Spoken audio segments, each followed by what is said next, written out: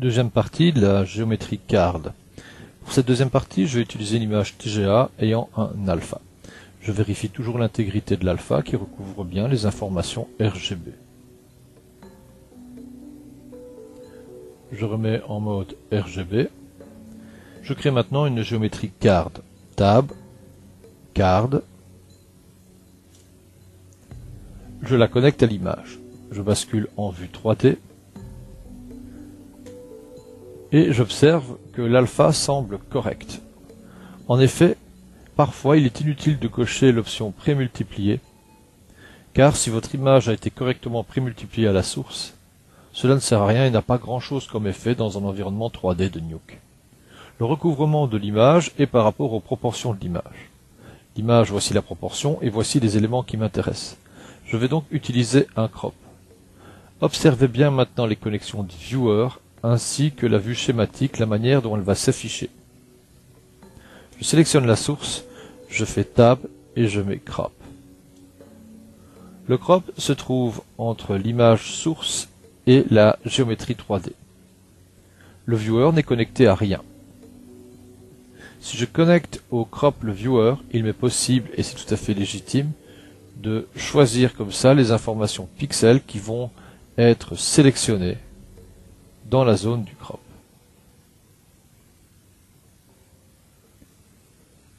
Maintenant, je vais me mettre sur la vue 3D. Attention, regardez bien, le viewer est connecté au crop. Néanmoins, si le viewer est désactivé et ou connecté à la 3D, je retrouve directement l'outil crop et il m'est possible de travailler et de modifier le crop dans un environnement 3D. Si je le désactive, c'est exactement la même chose. Par contre, s'il est connecté au cropping et que je me remets en 3D, il n'est pas affiché. Revenons sur les options du crop. Le crop m'a permis de couper les informations qui m'intéressaient.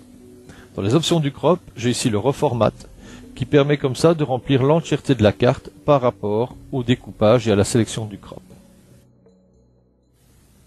Nous avons une subdivision de la carte que nous avons déjà vue qui est ici, par défaut proposée en 8 divisions et 8 autres divisions. En déformation, vous avez par défaut aucune déformation. Le type est none. Il va proposer deux types de déformation, bilinéaire et bicubique. Le bilinéaire va agir à l'instar d'une géométrie polygonale et le bicubique peut être comparé à une géométrie en norms. Voyons d'abord la bilinéaire. Lorsque vous faites bilinéaire, vous avez automatiquement la possibilité d'avoir des poignées. Pour obtenir ces poignées et les déformer facilement dans l'espace, je vous conseille de ne pas cliquer sur la carte, mais de cliquer dans le vide pour filtrer comme ça et n'avoir que les poignées de déformation. Si je me mets en mode bicubique, j'ai des déformations avec des poignées. Dans ce cas-ci, l'affichage de la carte devient très intéressant pour se rendre compte des tensions. Ça réagit exactement comme des géométries en mode Bézier et non pas en mode polygonal. Néanmoins, la subdivision a son importance. Pour réinitialiser les tensions de Reset Tangent, pour réinitialiser la position du point, Reset Handle, pour resetter les poignées. Je vais me mettre en bilinéaire et je vais choisir plus de poignées de contrôle. Pour ajouter des poignées de contrôle, vous avez ici la possibilité de nourrir des informations. Je vais faire 5 et faire New Shape. Il va réinitialiser la forme précédente et créer une nouvelle forme, d'où le message d'avertissement. Pour sélectionner une multitude de points, vous appuyez sur Shift et tout en ayant votre pression sur le clavier avec la touche majuscule Shift, il est possible de sélectionner des points et de les déplacer dans l'univers. Je vais créer maintenant une seconde vue, bouton droite, Window, New Comp View. J'ai maintenant la vue numéro 1 et un viewer numéro 2. Ce viewer numéro 2, je vais basculer en 3D. Et cette fois-ci, je vais choisir un des côtés. Un côté qui va me permettre de pouvoir voir les points que je déplace plus facilement d'une manière linéaire. Je suis comme ça sur le côté et là, j'ai ma vue 3D et je peux comme ça apercevoir le résultat.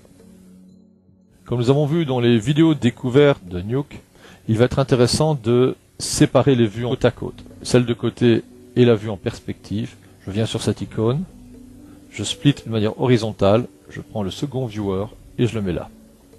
Je vais prendre maintenant ces points-ci toujours en utilisant la touche Shift enfoncé.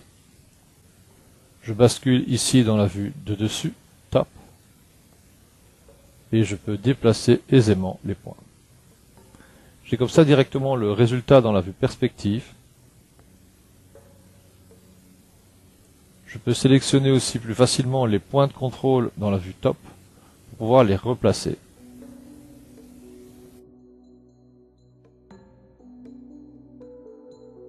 Je vais afficher cette vue plein écran en appuyant sur la barre d'espace et je vais maintenant corriger légèrement certaines déformations.